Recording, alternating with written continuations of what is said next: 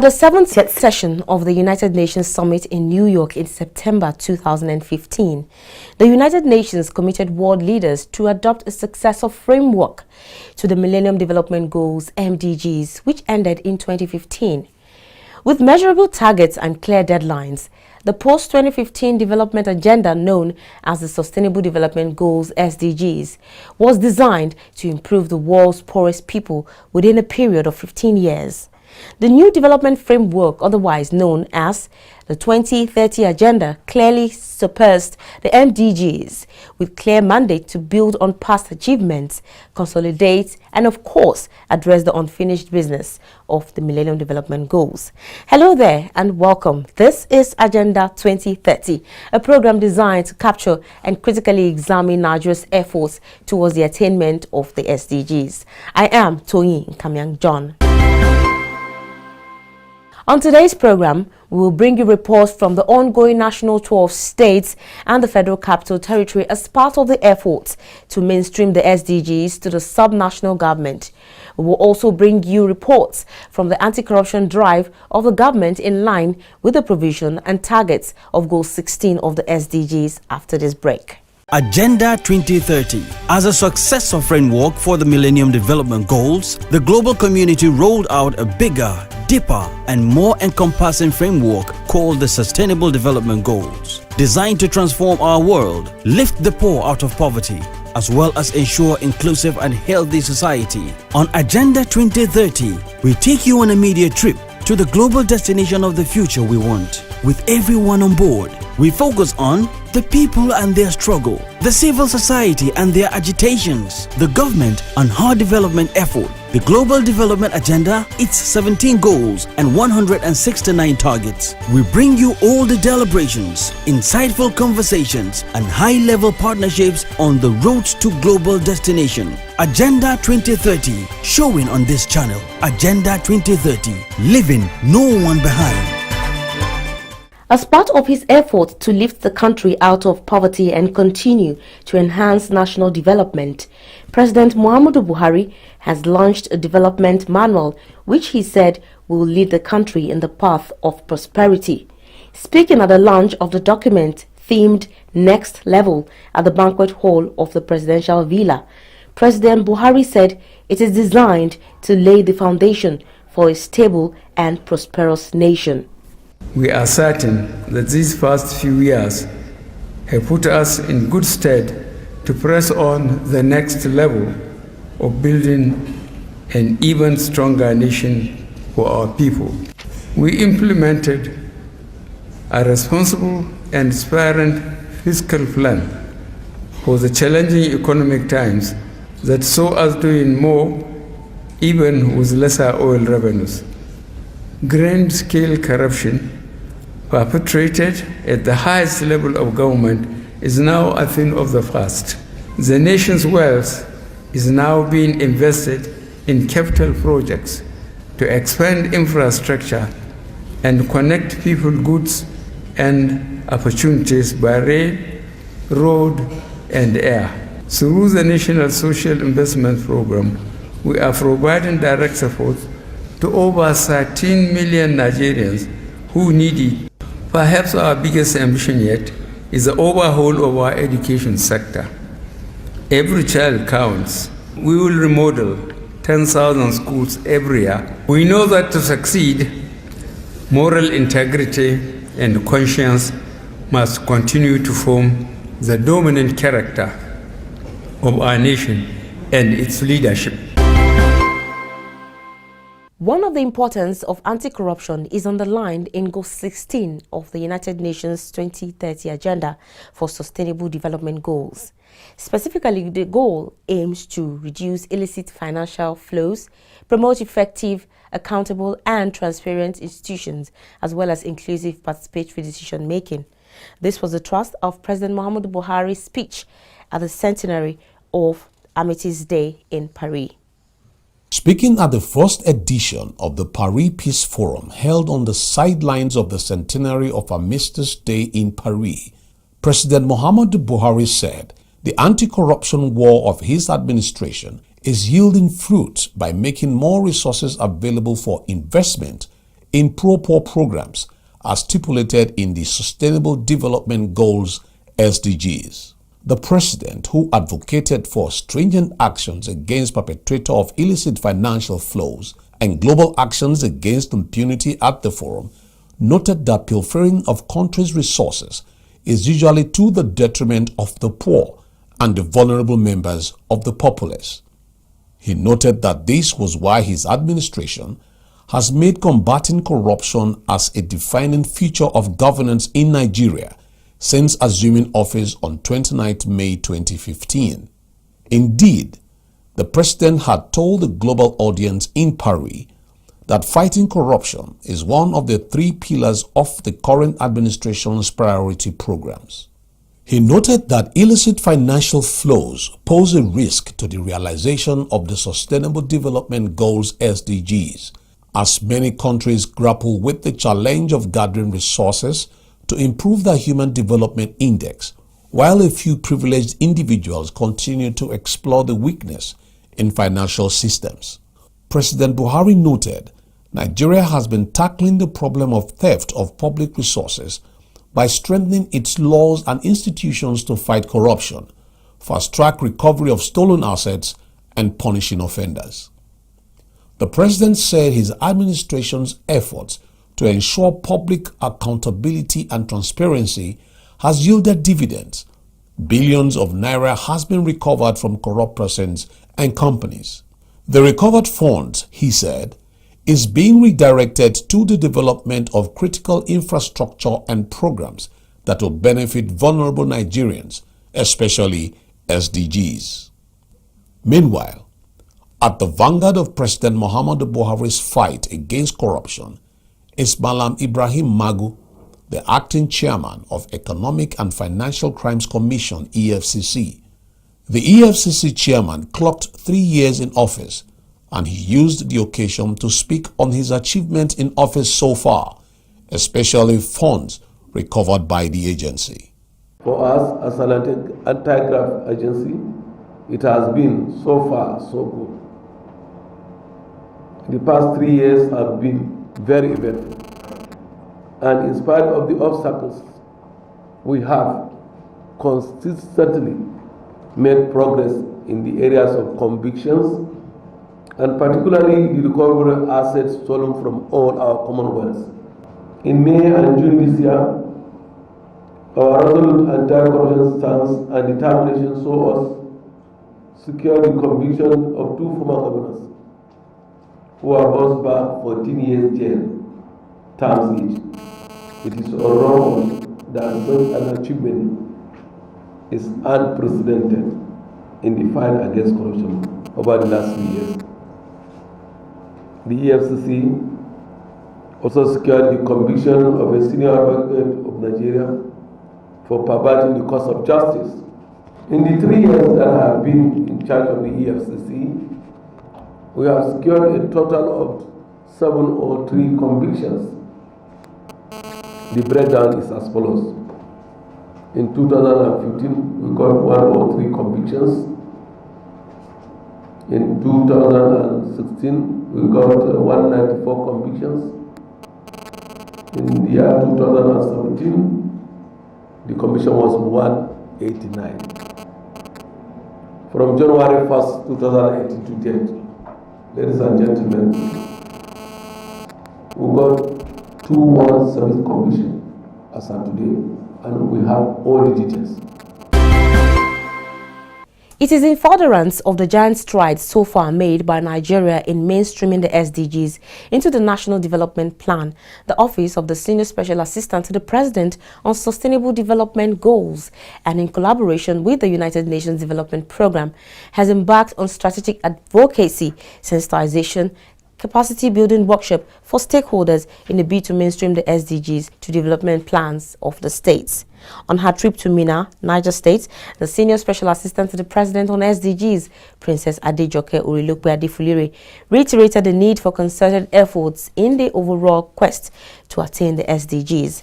She also listed some of the planned supports from the federal government to the states. So what we are doing today is to work with the state government to mainstream SDG into subnational government, knowing fully that at the federal level we cannot achieve SDG alone.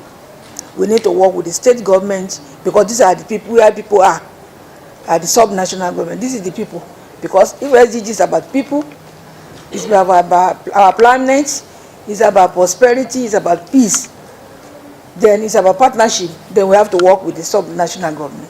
So the 5 P's is very, very key. The people are here, we have partnership working with you, we need peace, and peace can only exist at the grassroots. If you don't generate from the grassroots, it can escalate to the national. So all of this we put together and say, okay, let's leave our comforts to let's come and work with the state government. From state government works with the local government, and so that together we can do a bottom-up approach where people that we intend to prosper are located. The governor of the state, Alhaji Abubakar Sani Bello, who welcomed the delegates, said the visit was very critical and appreciative, pointing out that the time to act and develop the grassroots is now. He said Niger State has put on all structures in both human and financial resources for SDGs to succeed. Governor Bello said the state will continue to work with the federal government and the UNDP for the success of the SDGs. We have a solid structure and a very good team under the Sustainable Development Goals. They are agile and active and hardworking. I have no doubt that you find them very useful. I hope we're able to move forward, to make progress. What I can do at this point is to give my firm commitment as the governor of this state that we'll do whatever it takes to give all our support, whatever it is necessary to see that this program succeeds. This program will take care of poverty, will take care of health issues, will take care of empowerment, and whatever is needed at the lower level for people to have a decent life. We know all fingers are not equal, but there's a minimum level to which a human being should live. And that is what we want to achieve. In his remarks, Dr. Ojijo Ohiambo, who represented the UNDP country director in Nigeria, Samuel Biala, pointed out that the UNDP has a long-time history of partnership with the state and is willing to renew it for the common good of the people of the state. He said the need to go to the grassroots to tackle the challenges there cannot be overemphasized. We have been working very closely with the Office of the Senior Special Assistant to the President on SDGs at the national level. And now it's time for us to cascade all those activities and all those plans and all those intentions to the subnational level. This is where the problems are. This is where the people are. This is where the challenges are.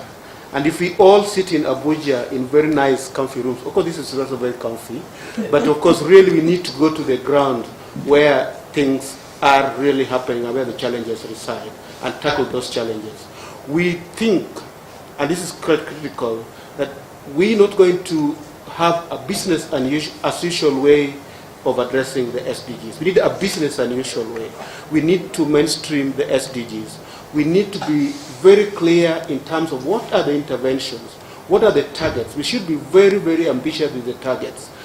What are the interventions that we need to achieve this? So, Excellency, I think we are here again in conjunction with OSAP to support the mainstreaming process of the SDGs within the policies, the plans, the laws, and the implementation strategies to support the SDGs. At the Advocacy, Sensitization and Capacity Workshop that followed, the delegation sought the cooperation of the executive, legislators, civil societies, the religious and all stakeholders in the state to achieve the global agenda. In partnership with the United Nations Development Programme, Country Office Nigeria, we have come to jointly support Niger State to sufficiently mainstream the SDGs in its policies and development plan, beginning with this advocacy visit. In the course of the day, we will be engaging members of the Executive Council, members of the State House of Assembly, as well as members of the civil society all state actors and non-actors on strategies and approaches towards the integration of the SDGs into the state's policies and programs. The challenge is that we need the SDGs as opposed to the MDGs are about a transformational shift. They're about a transformational shift towards focus on people, their prosperity, the health of our planet, the sustainability of our environment, underpinned by partnership and peace. Her Excellency, the Special Assistant to the President on SDGs, talked about the 5 Ps. So we are focusing on people, we are focusing on their prosperity, we are focusing on planet Earth, underpinned by peace and partnership. Similarly, the joint federal government and the UN team also met with the Minister of the Federal Capital Territory, Mohamed Bala, as part of the mainstreaming efforts.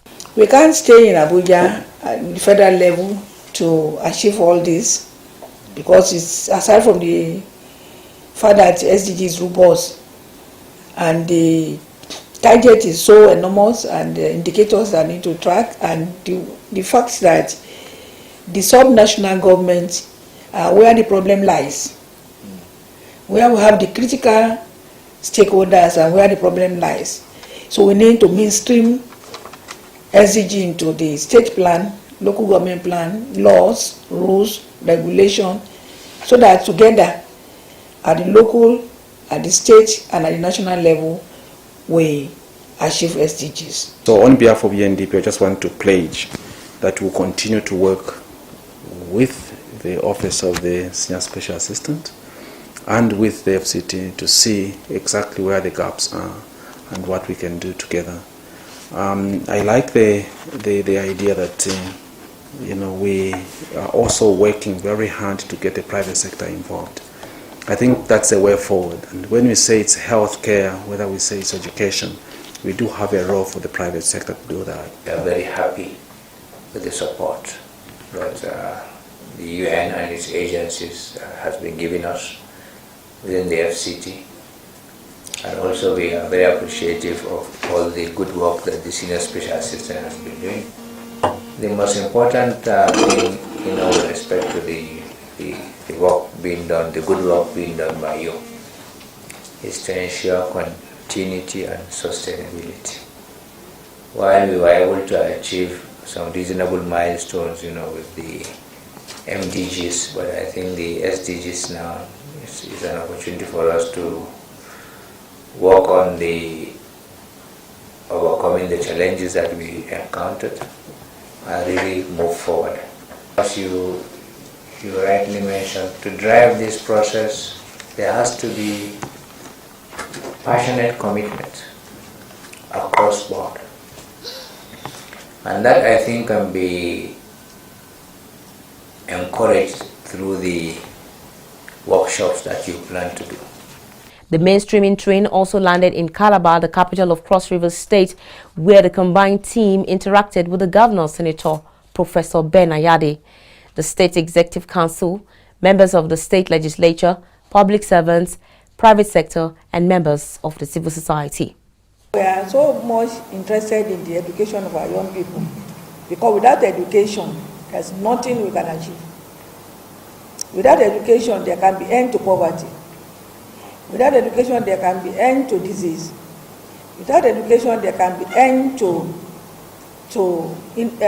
for ignorance. And if you are ignorant, you are fall for everything.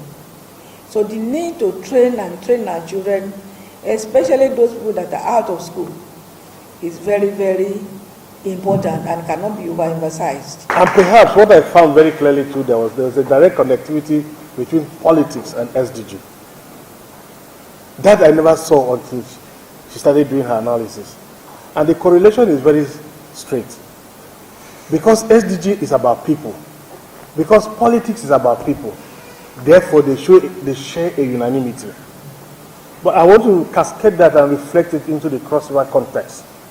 Having understood the philosophy that drives SDG, to focus on social economic well-being of the people, ensure prosperity, reduce poverty, and create a lifestyle that gives people a sense of worth. So SDG is about human dignity, it's about livelihood, it's about sustainable development. Sustainable development within the context of a people-focused development. Therefore, an agenda that is people-focused is within the capture points of SDG. Now, in correlating that with our circumstances across the state, we will want to draw very direct relationship. SDG has been structured in such a way that its implementation is limited by cash, and therefore funding projects becomes a big limitation in spite of the full understanding, the theoretical understanding, the socio-architectural framework of SDG well understood and elucidated. Unfortunately, it has to be cash backed. In order to implement some of these human-related projects to deal with issues of poverty, issues of empowerment, issues of employment, issues of water, sanitation, health, education, you can't do that without underpinning them with funding. It is against that background that Cross River State has moved beyond every other state, because in Cross River, when there is no money, the intellect switches on and takes over the role of money. And so for us as a state, we believe that for any problem you have, if you put your soul above it, your body will follow. And so we are never limited by financing. This is not to say that we don't need it, but it is not the core essence of our governance. Otherwise, Cross River State is number 35 out of 36 states in this country in terms of federal allocation. It is number 3 in terms of international indebtedness, perhaps number 2 in terms of domestic debts. It's one of the most indebted states in this country. But Cross River has always been number 1 in terms of payment of salaries, payment of pensions. This is an aspect that I want to be properly captured in SDG. Payment of salaries and pensions and gratuities. Because for those people who toil day and night, who knew no sleep in order that we live, have aged, atrophied, and sitting as senescent adults, it's responsibility of government to provide a shoulder for them to lean on. And therefore, the payment of pensions and gratuity is a critical social index that shows the sensitivity of a government to a people, particularly in the context of Section 14, Subsection 2 of our Constitution, that provides that the welfare and security of our people is the primary essence of government. And at a technical session that followed, the stakeholders were taken through the rudiments of the goals. This platform also presents the participants an opportunity for knowledge exchange and sharing of best practices in the implementation of the Global Development Agenda. The SDGs is not for the Sustainable Development Ministry. The SDGs is for all government, for all the MDAs, for all the actors in terms of development, civil society, private sector, women group, youth, people with disability, that the SDGs is not just for one institution. So I think that we have to take it upon us, whether we are from the SDGs ministry or any other ministries, that SDGs is actually our agenda. When you talk about SDG, you talk about the people. Because the SDG slogan says, leave no one behind. So that is why SDG decided to have desk officers, all local government, all MDAs, so we'll be able to attend to the core poor, to the vulnerable, the less privileged in society. So today, I thank God that we are somewhere. SDG is growing, and with God on our side, we will do better than this. We also, like I mentioned, it is evident that we cannot achieve the sustainable development goals with just throwing money at the problem. We just wake up as policymakers, we say we need 10 boreholes in one community, when that community does not need even one borehole. Maybe they just need a classroom block, maybe they don't even need a classroom block, they just need a quality teacher that will come and teach their children. So this thing has to be mainstream. Nigeria will continue to support the United Nations in all its efforts, including the attainment of the 2030 Agenda for Sustainable Development. I thank you. Agenda 2030, showing on this channel. Agenda 2030, leaving no one behind. And that's our package for the week. Remember, you can always watch this program and other episodes by subscribing to our YouTube channels on youtube.com/Fresh News TV and youtube.com/Agenda 2030 TV. You can also watch the program live on Facebook. Log on to www.facebook.com/FreshNewsNG and www.facebook.com/Agenda 2030 TV. Follow us on all our social media platforms at Agenda 2030 TV on Facebook, Twitter, and Instagram. Remember to drop your comments and share with your contacts. Do use the hashtag Agenda 2030 and hashtag Agenda 2030 TV. Thank you very much for being part of the program this week. We will see you again next week. Until then, bye.